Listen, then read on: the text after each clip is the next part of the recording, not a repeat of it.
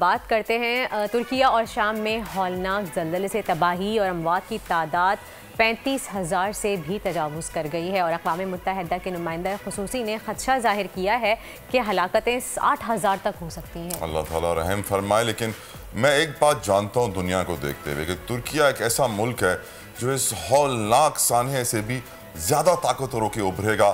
یقیناً ترکی میں یہ طاقت ہے، یہ صلاحیت ہے اور یہ تاریخ بھی ان کی موجود ہے کہ جتنا ان کے اوپر مشکل وقت آتا ہے اتنا وہ طاقت کے ساتھ ابھرتے ہیں۔ صغیر رامے سے ہماری بات بھی ہوگی لیکن پہلے ہمارے نمائندہ خصوصی جو وہاں پر ہیں لیٹسٹ اپڈیٹس حاصل کریں گے۔ ہمارے ساتھ موجود ہیں Saghir Ramay. Saghir, thank you so very much for giving us your time. کیا ہو رہا ہے اس وقت وہاں پہ، بتائیے اپڈیٹس کیا ہیں آپ کے پاس اور ریسکیو آپریشن کہاں تک پہنچا ہے؟ اپڈیٹس دیجیے پلیز۔ شکریہ، بہت اندناک صورتحال ہے۔ ریسکیو آپریشن تمام متاثرہ علاقوں میں ابھی تک جاری ہے۔ سیریا میں کل رات ریسکیو آپریشن بند کر دیا گیا تھا اور ریکوری کے لیے نیکسٹ سٹیپ پر چلے گئے ہیں کیونکہ سیریا میں کمپیریٹیولی ہلاکتیں بہت کم ہیں ترکی کی نسبت۔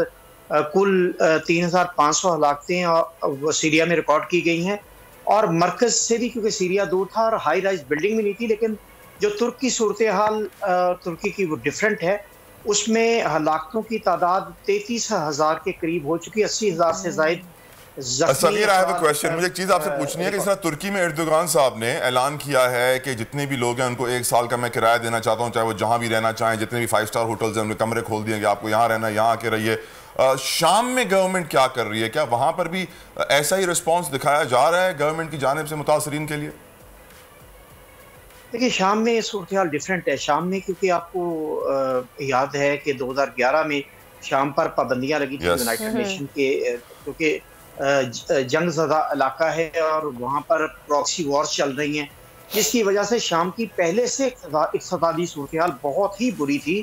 اور یہاں پر میں آپ کو یہ بھی بتانا چلوں کہ ترکی کی نسبت جو شام میں امدادی سرگرمیاں ہیں وہ بہت کم ہیں اور شام میں سرگرمیاں کم ہونے کی وجہ سے بھی وہاں پر مشکلات کا سامنا ہے اور اسی لیے ختم کر دیا۔